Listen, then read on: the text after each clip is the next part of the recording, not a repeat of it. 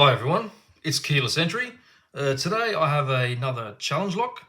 This one is by Regen. And we got a picture of a cloud here with some rain falling. Got an engraving of an I or a Roman numeral number 1. Not too sure. Didn't come with a key tag or anything, just came with this key, which is heavily mummified. And we got Regen engraved there with a couple of raindrops and the I or the number 1 again. So this is a Lockwood style 570 oval, C4 keyway. Let's get into the vise and give it a pick. So don't recall picking this. I might have picked it once when I first received it, but yeah, I've got a backlog of CLs constantly. So yeah, okay. So we've got a little bit of slop in there. So we'll go with the 1.2mm top of the keyway. Put Regen in there. You can see the name there. And all right, let's give it a pick. Let's go counterclockwise and see how we go. Okie dokie.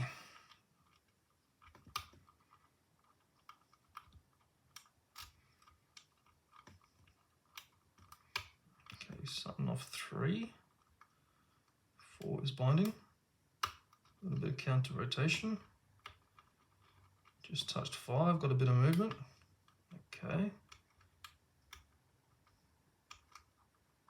Okay, going with a bit of a deeper hook now.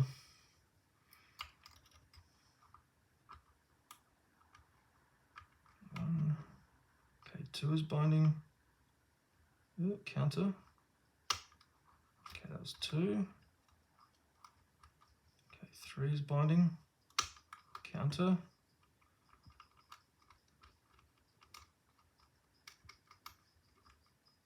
Oh, we got the binding pin all the way down the back. 6. Oh, I just lost my tensioner there. Okay.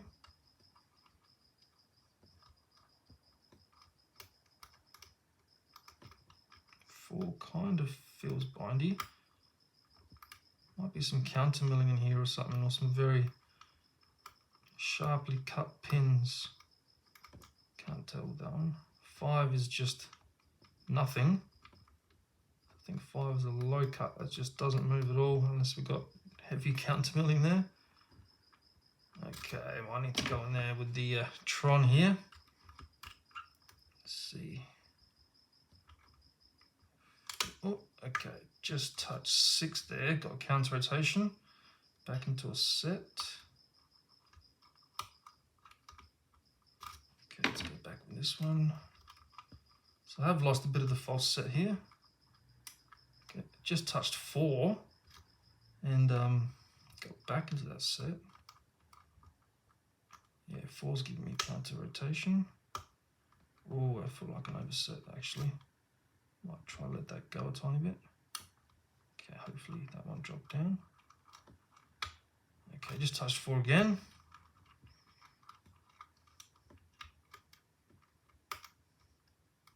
Five is just a dead pin. Almost feels like 1 maybe. Oh. Yep, just set 1, lost a bit of the set. 2, that didn't feel good.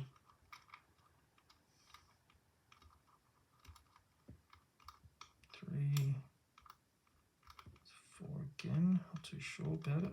When I tap it, it does give me a counter rotation. I'll just try to twist it with the plug. Twist the plug with the pick. Okay, still springy. 5 just went up. Okay, that was 6.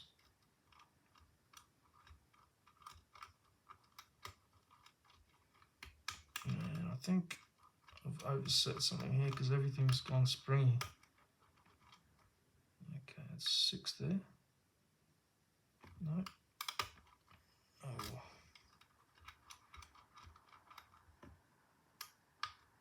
Okay, just touched 5. That's 2, 3, 4, 5. Tricky. tricky. Oh, just touched 1, something dropped. 2's all the way down the bottom now. Might leave it. 3, 4, 5, nothing. 6, nothing.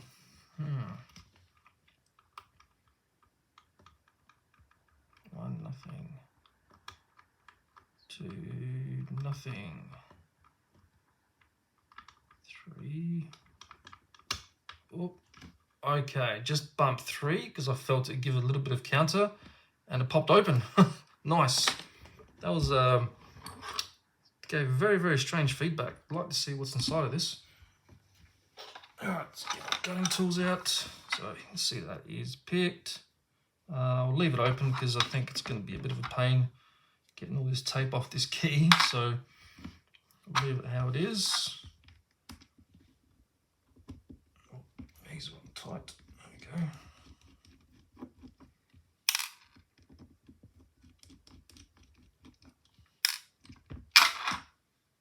Okay, these don't usually need a shim if you've got a good follower, so pray to the lock gods. Yeah, nice. Oh, okay, wow.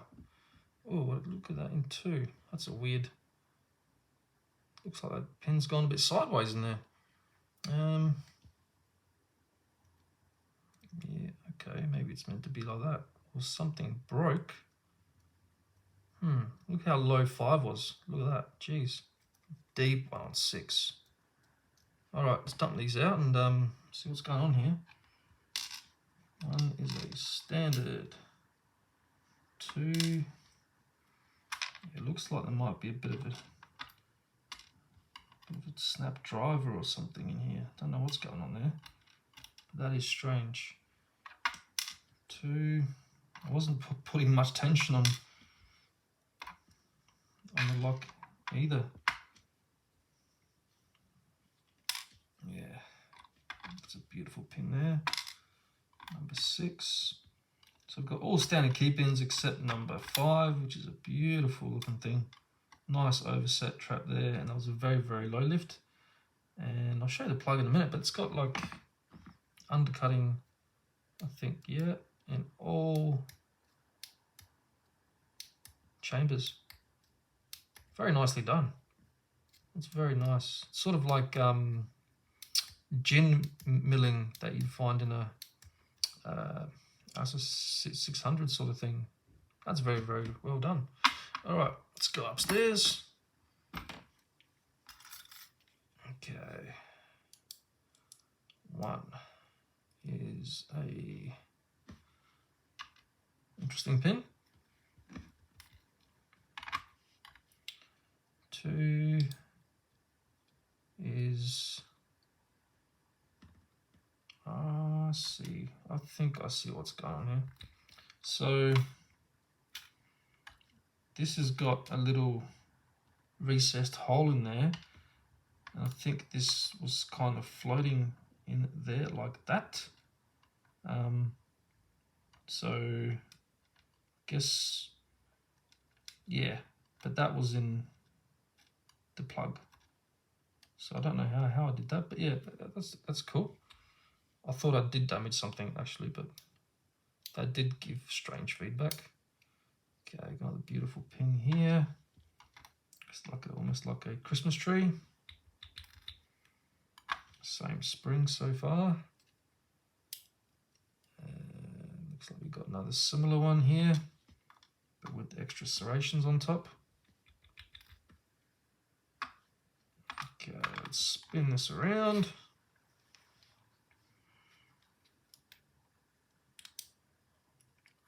Okay, 6. Oh, that was around this way. That's a very, very nice pin. That one reminds me of one of HV Logic's pins. I think it was high voltage. When I picked high voltage, he had these style pins, sort of like pagoda style pins, I guess. I don't know what to call them, but they are truly effective. No mods in the Bible. These are very hard to mod unless you go to the top. Okay, So I'll just bring these up to the camera.